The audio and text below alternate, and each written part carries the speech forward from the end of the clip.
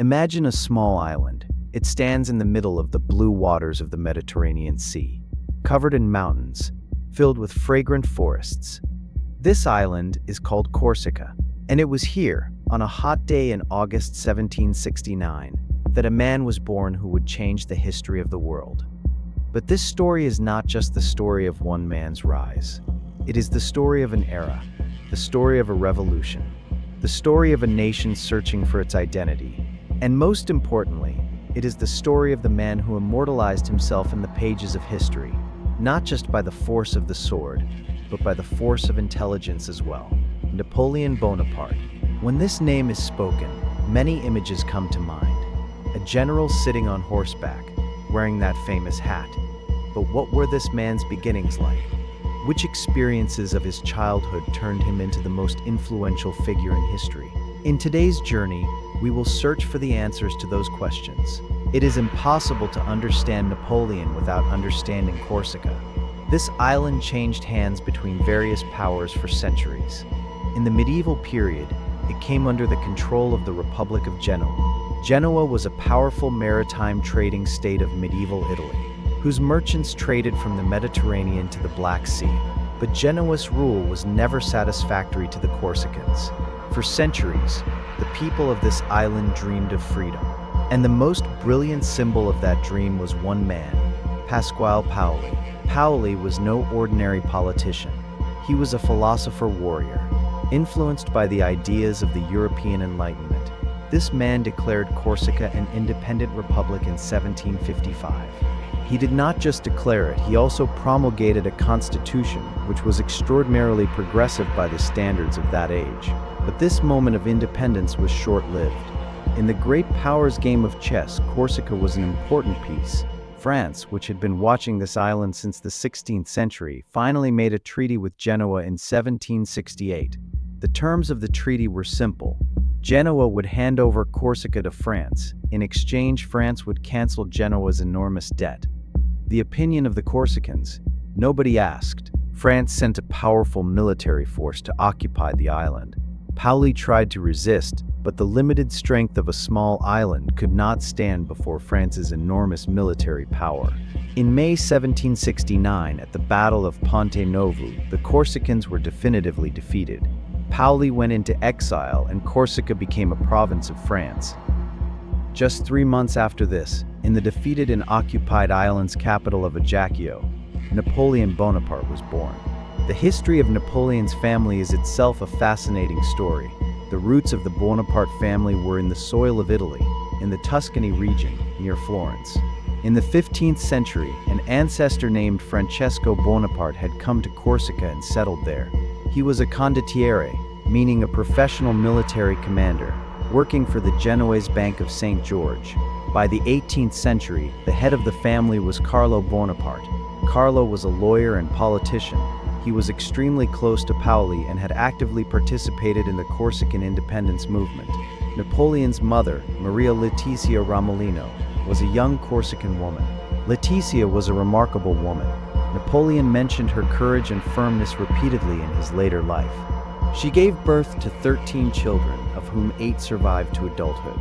At a time when infant mortality rates were terrifyingly high, the way she kept this family together was proof of her indomitable character. Napoleon was the 4th child of this family. His elder brother Joseph was the first surviving son. The subsequent siblings were Lucian, Maria Anna, Louis, Pauline, Caroline, and the youngest Jerome. Casa Bonaparte, the family's 3-story house in Ajaccio, was Napoleon's first world. In this house, in the sea breeze and among the mountains of Corsica, little Napoleon grew up. His family nickname was Rabolione, meaning troublemaker. This name gives some hint that from childhood Napoleon was vivacious, restless, and indomitable. But he was not just naughty. He was extraordinarily gifted.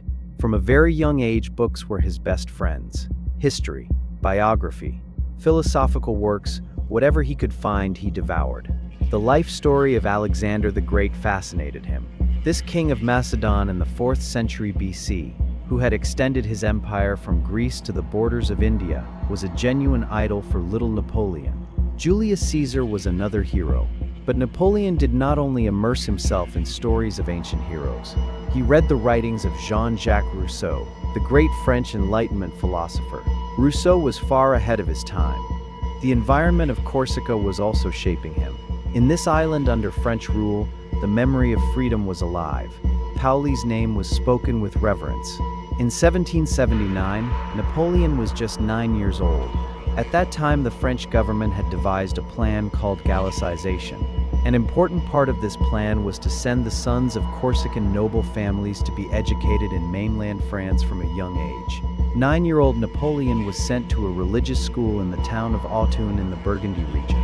The day he walked out of Casa Bonaparte, he did not know that this departure would completely transform his life. Napoleon's first months at Autun were extremely difficult. He could barely say anything in French. His pronunciation was clearly tinged with Italian.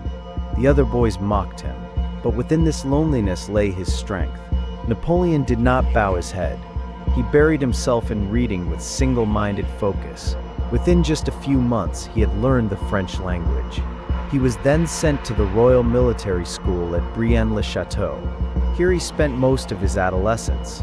Life at the military school at Brienne was austere. The boys slept on straw mats. They had to study for long hours every day. Family contact was limited. Even in this environment, Napoleon achieved excellence. He was extraordinary in mathematics. His interest and skill in history and geography were both unparalleled.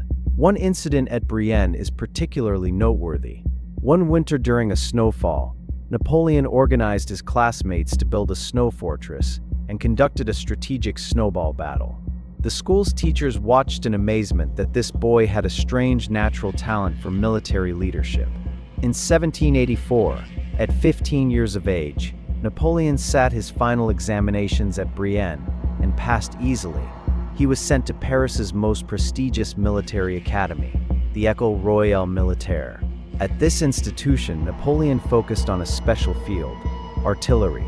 His mathematical ability had made this choice a natural one. In the 18th century, artillery warfare was facing a revolution. He got the opportunity to study here under 3 distinguished teachers, among whom was the Marquis de Laplace, who would later become a senior minister in Napoleon's government. Could anyone in that era have known that this young man's restlessness would one day change history? In February 1785, while Napoleon was studying at the academy in Paris, bad news arrived. His father Carlo had died while seeking treatment in the southern French city of Montpellier. He was just 38. The cause of Carlo's death was never fully resolved. It began with stomach problems, and in the final stages, severe delirium appeared. Perhaps stomach cancer, perhaps a serious ulcer. Napoleon would later suffer from similar problems himself. Carlo's death hurt Napoleon deeply. He had seen his father only twice in the previous 6 years, but his respect for Carlo was profound. This event had 2 long-term effects on Napoleon. First, his father's premature death gave him a fear that perhaps he too would not live long. It was possibly from this fear that his intense drive came, to act quickly, to make a name quickly. Second, Carlo's death made the family's financial situation even worse.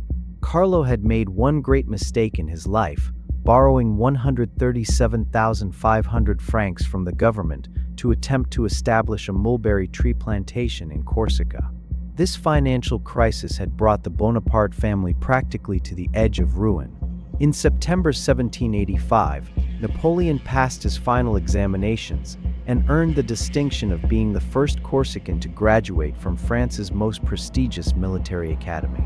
On the 1st of September 1785, he was commissioned as a second lieutenant in the French army. He was posted to the Regiment de la Fère, one of France's oldest artillery regiments. When he joined his unit at Valence, he was just 16 years old. Life at Valence was extremely simple. His room had only a bed, an armchair, and a table. But even in this poverty, his reading never stopped. He read Machiavelli, Voltaire, Rousseau. He read the histories of various European countries. He practiced mathematics and the science of artillery. During this period, an important change was occurring in Napoleon's inner world. Gradually, Napoleon arrived at a skeptical outlook.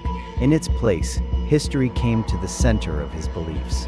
Many years later, he would write, "The reading of history very soon made me feel that I was capable of achieving as much as the men who are placed in the highest ranks of our annals." In the autumn of 1786, after 7 years, Napoleon returned to Corsica for the first time. This visit was a deeply emotional experience for him. Incredibly, it was on this visit that he met his 3 youngest siblings for the first time: Pauline, Caroline, and Jerome, who had been born while he was on the mainland. Staying in Corsica reignited the fire of Corsican nationalism within him. He began writing Histoire de la Corse, or History of Corsica. In this book, he wrote directly against French rule. In 1788, Napoleon was posted to the town of Auxonne in Burgundy, at an artillery school. Here too he continued his studies, Greek and Roman history, especially the writings of Livy, Suetonius, and Plutarch. During his time at Auxonne, in the spring of 1789, a small incident occurred. In the town of Sur, hungry country people had killed 2 grain merchants.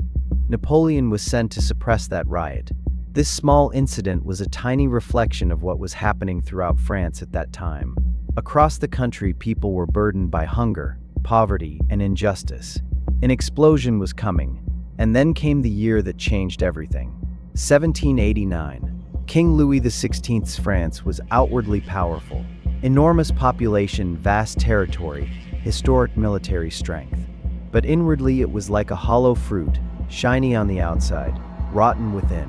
By the late 1780s, the national debt stood at 4.5 billion livres. The luxury of the royal court was legendary. The king, the queen, and thousands of aristocrats lived extraordinarily expensive lives in the vast palace of Versailles, while ordinary people in Paris queued for bread. The ideas of the Enlightenment had spread among the educated middle classes of France. Liberty, equality, human rights, these ideas were crystallizing in people's minds. But in France, Parliament had not been convened since 1614, when the financial crisis reached an extreme in 1788. The king's finance ministers, one by one, gave up. Finally, the king made Jacques Necker finance minister again, having previously dismissed him. Necker made it clear that to save the government, Parliament would have to be convened.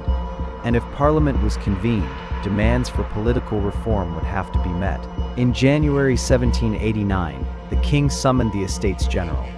On the 5th of May 1789, approximately 1,200 delegates assembled at Versailles. The king's plan was simple: receive a large financial grant and quickly dissolve Parliament. But the delegates had arrived with a different mindset. They wanted fundamental change in the country.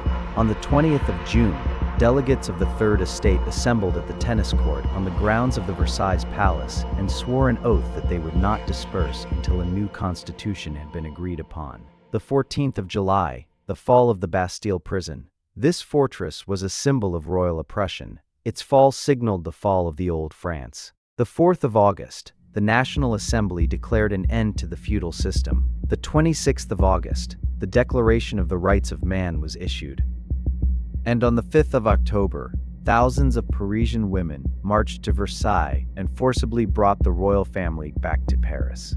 The king was no longer above his subjects. He was his subjects' prisoner. At the artillery school in Auxonne, Napoleon followed all these events with close attention. His reaction was complex. On one hand, he was delighted.